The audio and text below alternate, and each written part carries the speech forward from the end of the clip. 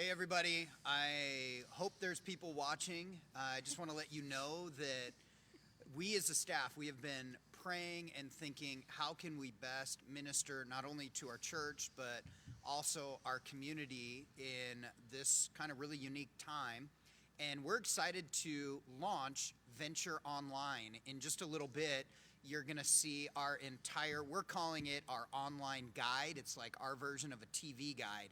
But we have tons of content that we are going to be debuting, everything that is going to inspire you in your faith. But we're also hoping that we're going to give you a nice, healthy distraction in the middle of all of this. So we have things that are going to be fun, things that are going to be spiritual, things that will be leadership-oriented. We think you're really going to like it. So please keep checking back. And just know that we as a staff, we're praying for you. And in fact, every morning at 9 a.m. I'm really hoping my glasses make me look smart. I'm out of my element in this podcast realm, but I just work as part of this staff just to love all of you people out there. I'm Brandon. I'm the lead pastor of the church, and I infamously am known for having the worst taste in movies and being obsessed with reality TV, so I would probably take my recommendations with a grain of salt. So as Brandon said, we are going to be making recommendations from everything from books to movies to TV shows to podcasts. So our first topic is going to be books, and I've had all of them submit what book that they're going to talk about to make sure that we're not overlapping at all. And I'm interested in Pastor Brandon's book, so I'm going to let you start it off with the book that you recommend for people to be reading right now as they're stuck at home. Yeah, I recommend, it's by Bob Iger, who used to be the CEO of Disney. It's called The Ride of a Lifetime. I actually read this book while I was traveling through the nation of Jordan last month, and I was hooked. It is an extraordinary leadership book, but at the same time, if you're somebody that's really intrigued by Disney, it will remind you of all of the different seasons of Disney when they purchased Marvel, they purchased Fox. It's really an amazing book. And in fact, I pretty much think anybody would enjoy that book. So I highly recommend The Ride of a Lifetime by Bob Iger. Di? Going down the line? Yeah. All right. The Bible. Come on. I am a workout junkie. And so I'm reading a book called The Quick and the Dead, and it's all about lactic acid in your muscles and how to prevent them from doing damage in your muscles. It's super interesting, but Quick and the Dead by Pavel. That's awesome. I am a nightly reader of Llama Llama Red Pajama for my 14-month-old daughter and baby Beluga, two of my favorites. Those are the best. I was trying to think of a book that I would recommend to anyone, just as there's so many different books out there, but one of the ones that I really enjoy a lot is this book called The Holy Spirit by John Bevere. And the reason that I like it is because there's so much uncertainty built around the person of the Holy Spirit, and I think most people, when they talk about the Holy Spirit, there's just not a lot of knowledge of what the Holy Spirit is. And that in itself is kind of the misunderstanding, is it's not about what he is, it's about who he is. And this book does a really good job of interacting with you. It has devotions for every day. So I would really recommend this book for anyone who's just at home wanting to kind of invest in their spiritual life. It's a great book to dive into. A book that really, for me, it really just impacted me when I read it was Present Over Perfect by Shauna Niequist. It's got a lot of really good information. I don't know. I struggle a lot with needing. It actually has a lot to do with kind of the situation we're in, of when you need a lot of distraction, when you need a lot of things to kind of make your life feel like it's worth a lot. It has purpose, but instead just catering that back to faith and how we have relationship with others and relationship with God, and how just being present where you are is one of the things that can make you the closest to Jesus. So really changed my life, and I really recommend anyone to read it, but especially young women. I think it's a really good book for them as well. Hey, Brandon, did you have something that you'd like to add to that? Yeah, I want to comment on the book that Morgan. Staying home right now, what would you recommend as far as a portion of the Bible that they should be reading? on top of that, but maybe right now during this time, there's somewhere in the Bible that they should be reading right now to give them hope, to give them whatever. And so what would you recommend, Di? Well, I'll take that because we actually are going to text out a link to join us on a brand new Bible reading plan. It's a 21-day Bible reading plan about hope, and we will actually do daily devotionals as a staff. Some of our key volunteers around here. We'll do some devotionals where we play off of what was read for the day. I know many of you are also doing a year-long reading, and we want to encourage you to continue doing that as well. So, yeah, we'll send out that link. We encourage you to hop on with us. I would say two things. I cannot get over, and I know that not everybody watching this goes to our church, but just reading through and studying through the 7 churches of Revelation right now, I think has been every single week that we talk through it, I'm just like, oh my gosh, this is so spot on for like even what we're going through right now. So I would say that. And I would also just say like, man, I was just reading through Matthew, and just when we're talking about disease and illness and all these things, and just remembering that Jesus is the healer, you know, and that's been really prevalent for me just as I've been reading that, just building my faith and in regards to all the sickness that's out there right now. So I know that a lot of our audience might not read. Like, they're not big readers. It takes a lot to sit down and read a 700-page Harry Potter book. So let's go on to movies. And as you guys submitted your movies, which are all really great, I really want Di to talk about her movie. I really do. So Saddled with debt and the hilarious things they do to try and take care of their debt. I'm laughing just thinking about it. Good. It's a good movie. So awesome. You want me to go next? Yeah. So 2 movies that are just cult classics for me. Sandlot, all-time, just greatest movie ever. And then right next to it is Nacho Libre. If you want just a good laugh, there's no movie that I can quote verbatim through the whole thing. That movie is one of them. Just classic. Stretch your pants all day. Stretch your pants all day. And then the new movie that's just come out, you have to buy it, but it's on Amazon Prime right now. I think it's like $20 or something like that.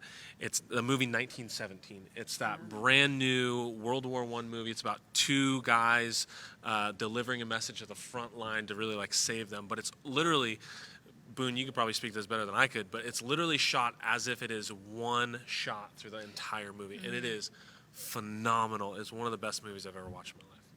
yeah, it's the best movie. Like, I really love The Martian and Moneyball of the past 10 years. But man, 1917, it's worth buying. I took 5 guys to go see it, and the next week, like 3 of those guys went to go see it again. It was that good. It's really good. My favorite movie of all time is the original Iron Man movie. And so I would recommend, since you have so much free time, to go through the entire Marvel series in not in chronological order, but in release order. I believe that movies were released the way that they should be watched, and it's important to watch them the way they were released. So going through them, it's really fun. My husband and I, Tony, did this right before Avengers the Endgame stuff came out. The first one, and we watched all of them. It just gives you like really cool insight into all the characters and how it's developed. Being like Thor 2, because that one sucks. Oof. Yeah, it's rough. It's so bad. I like Ant-Man. Brandon, Ant-Man is really if you good, know and that's Brandon, actually a this vital should not one. be a surprise. I'm just saying. I don't like Ant-Man. I want to start by, I'm watching everybody that's watching online. I want to say hey to everybody. I want to say hi specifically to my baby sister, who I just noticed is watching. And on behalf of my mom, I want to say you should visit and talk to your mom more. Oh my God. Yeah, no, in all seriousness, Lydia Jensen, who leads our special needs program at our church, she lives with Di and I, and she like hasn't done anything. I mean, like literally has watched nothing her entire life. So it's really fun to be able to experience all these just kind of like iconic movies through somebody who has never watched anything. So I made Lydia sit down and watch every single Rocky movie from beginning to end. And just watching it and experiencing it through Lydia is worth all of you watching it again. I mean, there are moments, Lydia will attest, that you will shout, cry, be mad at the TV, and all of these different things. My favorite part was, and I hope I'm not spoiling this for anybody, when Apollo died in Rocky IV. If you didn't know that, I am so sorry. I just ruined the movie. Wow. But I knew he was about to die, and Lydia was so emotionally wrapped up into this that I thought, I'm leaving the room. I'm not dealing with. So sorry if I ruined the Rocky movies, and shame on you for never watching them It's really already. your own fault. It's like I think. 1987. It's really, they've been out for a while. I don't think that's on you. I was born in '87. So Thanks, a Morgan. lot of people have just joined us. I want to reiterate from what we talked about at the beginning, and that's that we're just trying to provide you distractions right now of being stuck at home and just to have fun at home. And so we're taking different topics. We are on Facebook Live, and so if any questions that you have, you can write in. We're going to answer them at the end, and so just to make this very interactive. But the next one is, so we go from movies, and some people are super obsessed with TV, and there is a show right now that I absolutely love, Unsellable Houses. Ooh, The subtle twins plug. at our church, they are amazing on the show. The show is super fun to watch, and I'm not a big HGTV person, but it is a fun show. I watch it every single week, and so I wanted to plug that. But I wanted to know what shows you guys watch that they should binge, because some people are good with a 2-hour-long movie, but right now we need binge shows, right? Like we're stuck at home for a little bit, and so we just need that distraction for a couple hours. And so what is a good binge show? And I want to ask Ariel, like, what is your binge show right now? This is so hard. I am that like avid TV watcher. I will choose TV shows over movies, and I give TV shows a lot of opportunity to hook me. I'll give somebody like a whole season before I give up. I'm like, It's devotion. yeah, right I want to give them a chance. So never judge a TV show based on the pilot. Always give it a couple episodes. But I picked 2, so I have one drama, sci-fi, fantasy kind of a thing. It's called The 100, and you can find that on Netflix. And it's really good. It's a weird watch, but really fun watch. Something that's going to keep you hooked every episode. And then for comedy, I went pretty much totally different than Frozen, but it's a really, really fun watch. It's about 4 seasons, so it shouldn't take you too long. They're 20-minute episodes. It's something lighthearted to kind of have on in the background, or even it's pretty family-friendly, too, so it's like if you have it on around your kids, they're not going to, like, pick up on anything terrible. There's no swearing allowed in The Good Place, so. Yeah, it's one of the smartest So shows good. I've So seen fun. forever. But once you start, make it to the end of the first season. You have it will to. blow your Oh, mind. you have it to. will It's blow so your good. mind. The finale. The Don't finale, read up so on it. good. Don't read up. don't get Just spoiled. watch it. So good. Yeah. Good place. First off, your guys' comments are absolutely cracking me up. So Now I want to know. I will I don't know. I will just, I got to jump ahead and answer one of these questions. So I was asked, what is my favorite Travis Kerman story? I could share, honestly, I could share hours and hours and hours of Travis Kerman stories, but So funny. Travis, I can't say the hotel because we signed a disclaimer saying we would never talk Oh about it my ever gosh. again, ever. Oh, Lord. I know, that totally sets it up, doesn't it? Well, that hotel's But not. Travis working. and I got bed bugs from a very prominent hotel, and I was going through all of the issue with the bed bugs, and I asked Travis. I hadn't seen him for a week, and I said, Travis, do you have bed bugs? And he goes, how would I know if I have bed bugs? And I said, you have bite marks all over your body. And then he looked at his body, and he was like, oh, I didn't even notice all these. Show that I would recommend. In fact, I'm watching it right now. It's called All American. You can watch it on Netflix. I think it was a C-Dub show before, but it's really, really, really good if you're into football, high school drama, all of which I am into as a former youth pastor. C-Dub. There it is. Cool I drama. love the CW, but I mean, I'm supposed to love the CW. I'm the target audience. Well, I didn't know that we were going backwards in time. So the greatest show of all time is 24. Jack Bauer's my hero. Even fact. named a dog after Jack. So that's always binge-worthy, as is the TV show House, because Hugh Laurie says some of the worst things to people that I wish sometimes deep down I could say out loud. But he's also brilliant and super good, funny, witty commentary. But I would say my biggest ones I get sucked into is any cooking challenge show. So Top Chef, next Food Network star. Anytime you put like 4 people in a kitchen and they're competing and they have one arm tied behind their back and they have to only use like dried fruit and crickets to cook with, like I'm in to every one of those shows. Nice. I learn a lot by what you should never put together in a pan when you serve somebody. Yeah. That's awesome. Okay, so context. I don't watch TV at all. I watch sports, which is going to be really hard right now because there's nothing on. But I watch the show. And I also got to give One Tree Hill a shout out. I used to watch that show all the time. It's like the same thing. It's like mix of drama, but like basketball intertwined. So I think that's why I got into it. My wife made me watch that when we first got married, and I got hooked really quick. So I might have watched One Tree Hill. It's pretty good. I'm not gonna lie. Possibly. Confirmed. It's good.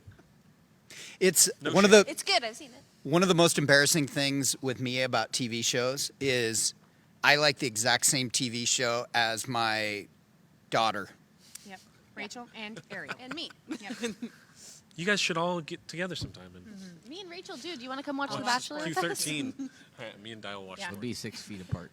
Morgan and I will go to the Mariners Sounders doubleheader whenever that returns. Yep. Someday soon, hopefully. So maybe your TV might be overran by the kids, and so now you have to resort to listening to something, and so podcasts are a really big deal right now, and being able to listen to new, fresh content and stuff, and so I'd be curious to know what podcasts you guys like to listen to that maybe our listeners would enjoy listening to. And so I'm going to start off with Brandon because he seems like a pretty big podcast guy. Long. In fact, his podcast, I think 4 out of the last 5 years, was voted Podcast of the Year. It's really well done, super fun. If you're into anything pop culture. In fact, I would give a huge plug. He had 4 or 5, I don't remember exactly how many, 4 or 5 doctors that were on Survivor were actually interviewed about the I am obsessed with this podcast. It takes you through every major story of the Bible. It's taught by a guy who can speak Hebrew fluently, so he understands the language, he understands the culture. He's been trained by rabbis. He uses ancient rabbinical tradition as part of his teaching, which, if that sounds dry, you got to just give the first one a listen. It really has helped the Bible come to life, that mixed with going to the road, because my whole mind just blew to smithereens learning something. So really, really good stuff. If you're a leader of any context, one of my favorite podcasts from early on has always been the Craig Groeschel podcast, the Leadership Podcast. I can't tell you how many times I've used that content in leadership of all sorts of. So whether you're a business owner, you're a pastor, you're a leader of any type, it's just such good, basic, simple concepts that you can take and implement with your team in whatever way you want. The other one that I really like is, I got hooked on this last year at men's conference. Brock Heward was there, and Brock Heward has this above and beyond. It's this intersection of sports and faith, which is like right up my alley, and it's just so cool to hear like these different guests come on who have sports background, but the way that their faith is really like intertwined in their life, their story with their walk with God, and how that's kind of played a huge part into their athletic career and things like that. It's just really well done, and would really highly encourage you to check it out. I'm gonna go on the not spiritual side of things. Sorry, guys. Most of the podcasts I listen to, if I'm being completely transparent, are Bachelor related. So since The Bachelorette has been canceled, they will not be playing. But one of my favorite podcasts, it is originally from a contestant who was on The Bachelorette or The Bachelor, but also with a radio host with Kiss FM with Ryan Seacrest. They have a duo podcast called Scrubbing In, and it kind of talks a little bit about Grey's Anatomy and pop culture and things like that, but also just like being a woman in your 20s and what that looks like while they're in their 30s, so like late 20s, early 30s, what that looks like, life in relationships, friendships, those types of things. It is not Christian, but it is appropriate. So it's fun. It's a really lighthearted listen. You get to listen to their dating lives and all the things that they're doing. So it's one of those ones you pop in your ear when you have other things you need to do and you don't have to like focus in really hard, and you can just kind of like have something on in the background. I like to. So I've gotten to play board games with 2 of you. And so that's it. And the one time I played a board game with Morgan, we played Catan, and he was so bored that he started building the longest road off the map because he couldn't actually do anything on the actual game board. And I was like, I'm never going to play board game with him again. No. But then he messaged me what game he was going to recommend. I was like, wow, he's played a legit board game. So, Morgan. Yeah. Tell them what board game you recommend right now. All-time best board game in the history of the world, checkers. Second to Way checkers, down there however, Way after checkers. just below checkers. I don't nerd out on board games very often, but this game, I don't know. There's something about it. It's just awesome. So it's called Dead of Winter. Okay. It's a zombie apocalypse board game, which is right up our alley, right? Dead of Winter. It is so fun. You can play like as a team. Together. Yeah, we played it together And Tony too. fell asleep. Okay, so some people are wrong in Tony life. hates board games though, so Yeah. that's not a good indication. So just super fun. You can It's play so it as a fun. team. It's You can super have like one person who like tries to sabotage your clan and like throw everything off. There's twists and turns, and you gotta like strategize, and it's fun. Second to checkers. It's super fun. Though. Second to checkers. Always play with red too if you play checkers. Always. Always, never the black. Just saying. Down to me or down to No, Di? I want to go that way 'Kay, go with that Di. Sitting still is something I have a hard time doing. So playing games it's really tough for me. So I'm going to go with Blockus, which makes me sound so boring. Blockus. Sheriff, or you're going to be a deputy, or you're going to be a bad guy, and you're all trying, but you don't tell anyone what you are. So everyone's trying to figure out who the other person is. And if you play with my mother-in-law, Barb, she just shoots everybody. And it usually goes something like this. She plays a bang card and shoots like Brandon. And Brandon will say, Mom, why are you shooting me? What if we're on the same team? And she'll say, well, I don't know. I just wanted to play. Barb just So wants to shoot no people. strategy to strategy. It's a very entertaining.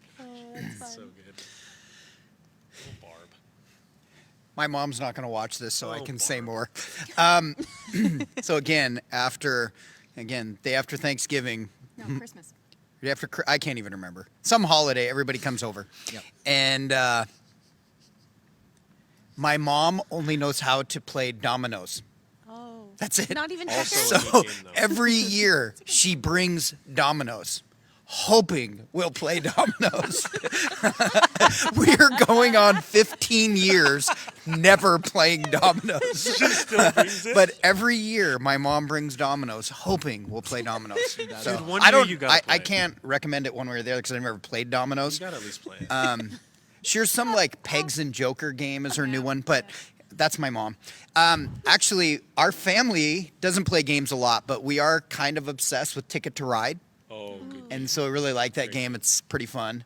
My son Elijah thinks he's really great at it, but he's technically lost like the last 4 times we've played, but he'll never admit it. Burn. I only play that game just to take up space and make it so other people have more opportunities to win.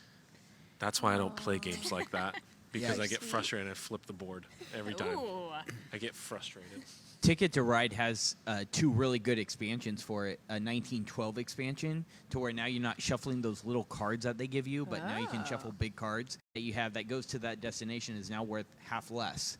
So the people that are playing the big, long destinations, they're 2 really fun expansions that you can add to Ticket to Ride to make it something more. But Oh, Dexter. Ariel? So my dad is actually so into tabletop gaming. He's got a company for it out in Sacramento. This is like what he does. So anytime I want a game, I just text my dad. I'm like, okay, this is the kind of situation I'm in. These are the people I'm playing with. What kind of game do I get? And one of the ones that he recommended that Tony and I got obsessed with is called Sushi Go. And it's actually a card game. It's not even a board game. It's just cards, so you can take it anywhere. And it's literally like you pick out cards of like little sushi rolls and different ones put together together make more points. And so like you can have a little I like sushi roll, this but if game. you have wasabi on the side, like you're worth more points. And so it's really fun. It's just silly. It goes really fast. It's light strategy, and literally it's so easy to learn. So anybody can play it. So we sometimes take that with us if we go. Even if we go somewhere, we'll just like bring it with us because it's so small, and play it at restaurants. But can't do that, so bring it to a friend's house maybe. But it's a really fun one at home. Really quick. We'll sometimes just play like a couple rounds after dinner or something, and it's really easy to learn. And it's like $10, so it's really cheap. I don't know fun. where this falls on the board games line, but I love puzzles too. Let's like get a good puzzle. Good puzzle. Me and my wife do puzzles all the time. Not all the time, but like when we go on vacation, we'll get a puzzle. Do a puzzle. It's kind of fun. Sometimes frustrating. I don't think a puzzle podcast would be. We should do a podcast of us just doing a puzzle. We should. And getting frustrated If at we each get other. to that point, it's bad. We In might. just a little bit, we're actually going to transition and answer questions that people have, and then we'll wind this down in about probably 10 minutes. But I do, as I'm reading all the comments, I want to publicly apologize to our Answers real quick. So for a book is Disciple by Bill Clem. It's absolutely phenomenal. It's all about your relationship with God, but more so removing you from the center, because so many times we want to put ourselves as the center of the relationship. It is phenomenal. And then for a fun book, Ready Player One by what I was Ernest thinking. Cline. It is gold, and he's about to come out with the second one called Ready Player Two. It's Isn't that the so book? good. And It was so- a movie. Yeah. The book is so Steven- much better than the movie. Yeah, So Steven it's Spielberg ridiculous. liked it so much that he made it into a movie, and so that's how you I've know seen that that one. It's so it's a good. fun movie. The book is really good. There's a part where he gets into 80s references, and it gets pretty bad. TV show, if you have Hulu, you can 10 seasons of Smallville. I can't say it enough. I've gotten so many people hooked to this show. It's a great show. That's a lot and of then anything. it is so much fun. And then for a movie, watch all 3 Jumanjis. They're super fun. It's comedic. The new one I- released on They're Redbox so today. drastically different. Yeah, but Well, it's fun. They should just be separated. Well, they right? should be, but You can't have Kevin Hart and The Rock and then Robin Williams and but that they, old guy they've who tied appears them around the both rifle. in together. I haven't seen the new one, they've but it does tied come out them on in Redbox together. today. And then board game is Azul. Azul is a very fun game that you can play with elementary school kids. It's a lot chips of and salsa. fun, and they've come out with a couple of expansions for that one as well. And then for podcast, I was just after telling so many people to watch 1917. Someone told me to start listening to, so I started a couple days ago. And now good. we will open it up to questions. Side note, 1917, put your kids to bed and then watch that movie because it's a Little little graphic? gory. Yeah, Little gory. it gets graphic for about 5 minutes at Yep. the end. One of the questions that we had is, what is your favorite brand of shoe? So why don't you specifically just ask one person Just one of these one. questions? Okay, Brandon. Just Brandon. My favorite brand of shoe. It used to be Nike, but now it's Adidas Oh. Adidas is good. because Adidas sponsors the greatest college football team in America. I would just buy whatever's cheapest. Steve Madden. I'm all into fast that shoe? fashion, so Okay. doesn't matter. Crocs. Another question that we got was, and this is specifically for Brendan Dye, what would you suggest to keep the kids entertained right now? Like if your kids were at home, your twin boys were at home right now, how would you entertain them if they were elementary or junior high age? I don't believe in entertaining my children.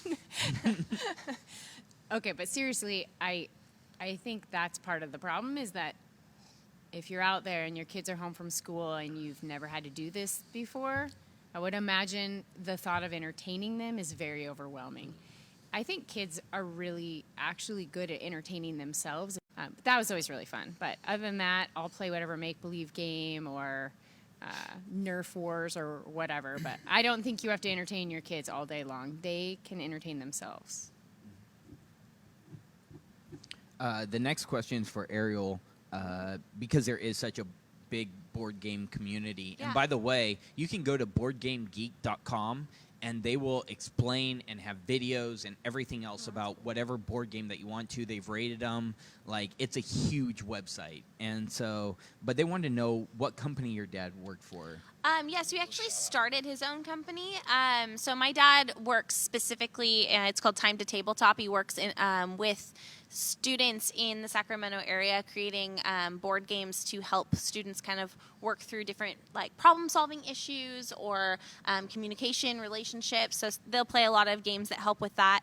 And they put on expos and stuff that they've got coming up in July. So they do really cool stuff down in that area.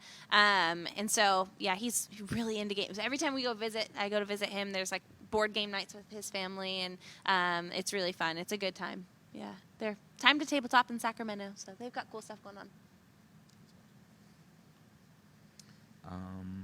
I think that's it for questions.